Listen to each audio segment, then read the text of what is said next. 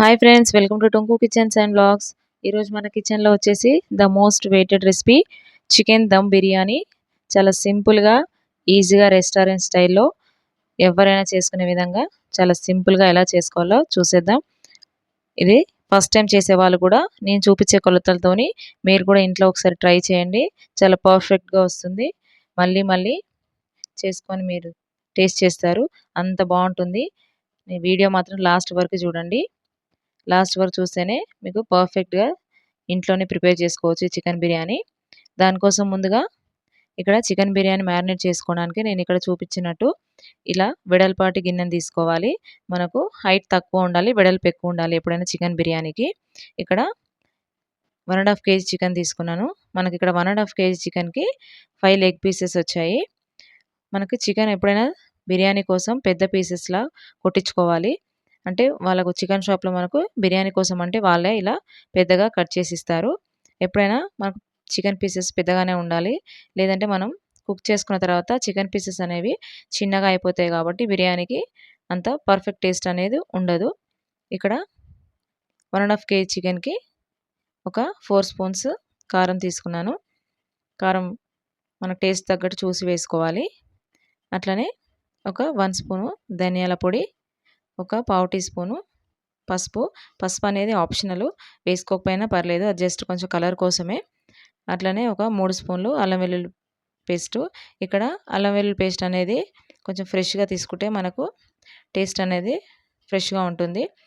అట్లనే main ingredient and key ingredient అంటే ఇక్కడ టమాటా కెచప్ ఒక 1 స్పూన్ వేసుకోవాలి. అట్లనే రుచికి సరిపడా సాల్ట్. ఇక్కడ ఒక 20 యాలకులు తీసుకున్నాను. ఇప్పుడు మనం చికెన్ మ్యారినేట్ కోసం ఒక 10 యాలకులు ఇందులో వేసుకొని కలుపుకోవాలి. మిగిలిన 10 యాలకులు పక్కన పెట్టుకోండి, తర్వాత అది ఎందులో వేయాలో నేను మళ్ళీ చెప్తాను. అట్లనే దాల్చిన చెక్క ఒక 3 ఇంచెస్ ఒక 2 వేసుకోవాలి. ఇక్కడ సాజీరా ప్యాకెట్స్ కూడా 2 చూపిస్తున్నాను. ఇక్కడ ఒక ప్యాకెట్ చికెన్లో మ్యారినేట్ చేసుకోవడానికి వేసుకోవాలి, మిగతా ఒక ప్యాకెట్ పక్కన పెట్టుకోండి. అది ఎప్పుడు వేసుకోవాలో మళ్ళీ చెప్తాను నేను. ఇప్పుడు ఒక ప్యాకెట్ మొత్తం ఇందులో వేసేసుకోవాలి. ఇప్పుడు నిమ్మకాయలు ఒక 2 తీసుకొని ఇందులో పిండేసుకోవాలి. ఇక్కడ నేను చిన్నగా ఉన్నాయి కాబట్టి నిమ్మకాయలు 2 పిండుకుంటున్నాను. ఒకవేళ మీకు నిమ్మకాయ సైజ్ పెద్దగా ఉంటే ఒకటి వేసుకుంటే సరిపోతుంది. ఇవి 2 నిమ్మకాయలు ఇందులో వేసేసుకొని ఒక బోజరాకు వేసుకోవాలి. అట్లనే నెయ్యి వేసుకోవాలి. మనకు బిర్యానీకి మంచి టేస్ట్, ఫ్లేవర్, ఆరోమా రావాలంటే నెయ్యి ఖచ్చితంగా వేసుకోవాలి. అట్లనే ఒక 7 లవంగాలు కూడా వేసుకోవాలి. ఇందులోనే మనం ఫస్ట్ నెయ్యి వేసుకున్నాం కదా, ఇప్పుడు ఆయిల్ కూడా వేసుకోవాలి. ఆయిల్ ఒక 4 స్పూన్స్ వరకు వేసుకోవాలి. ఇప్పుడు దీంట్లో పచ్చిమిర్చి పేస్ట్ కూడా యాడ్ చేసుకోవాలి.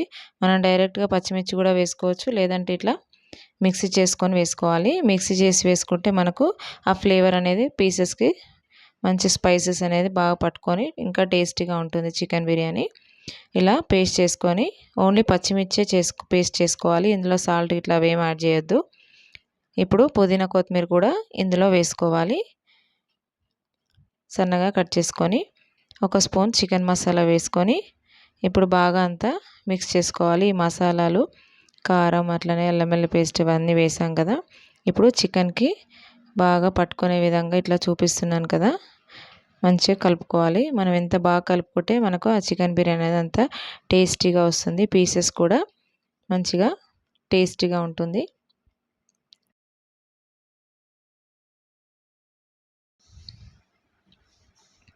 ఇలా అంతా మ్యారినేట్ చేసుకున్న తర్వాత దీంట్లో జావిత్రి, అట్లనే స్టార్ ఫ్లవర్లు ఒక 2 వేసుకొని పక్కన పెట్టేసుకోవాలి.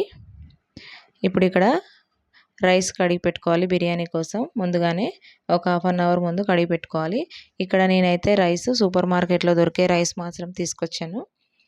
మీరు ఇంకొంచెం మంచిగా రైస్ ఇంకా బాగుండాలి అని అనుకుంటే ఇండియా గేట్, చార్మినార్ అలాంటివి కొంచెం బ్రాండెడ్ రైస్ కూడా తీసుకోవచ్చు. ఇక్కడైతే నేను సూపర్ మార్కెట్లో దొరికే రైసే తీసుకున్నాను. నేను ఇక్కడ చూపించే గ్లాస్తోని ఒక 3 గ్లాసుల రైస్ తీసుకున్నాను.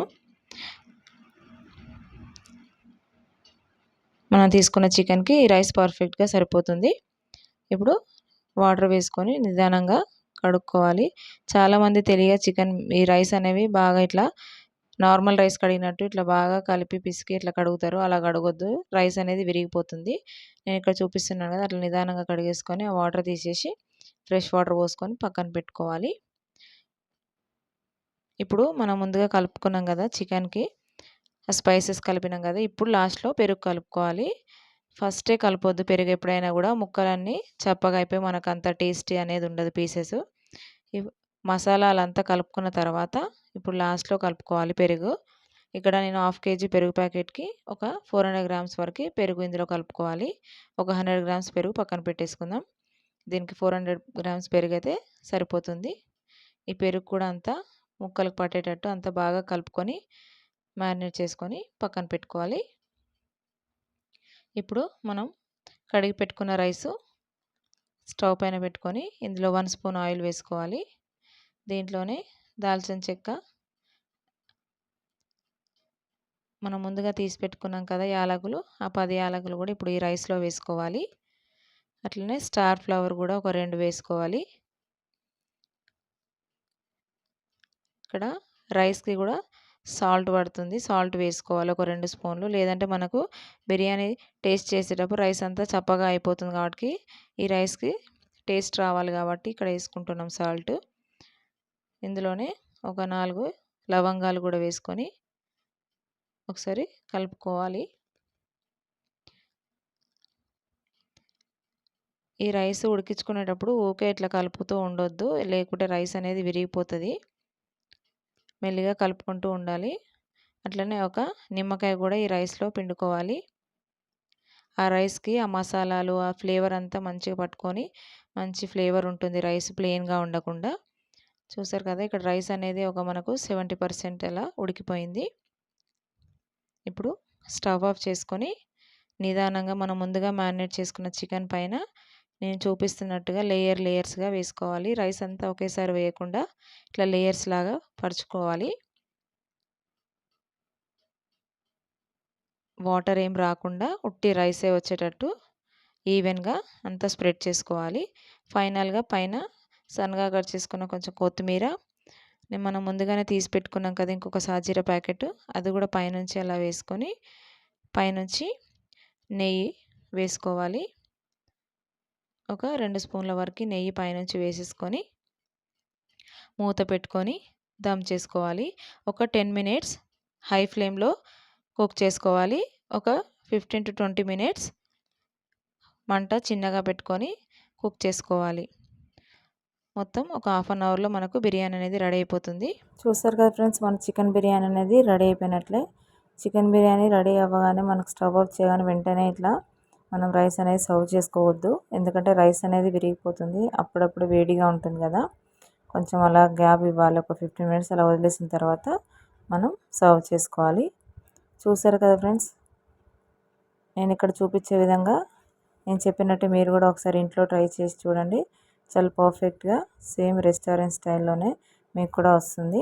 అట్లనే వీడియో నచ్చినట్లయితే please like, share, subscribe my channel. Thank you for watching.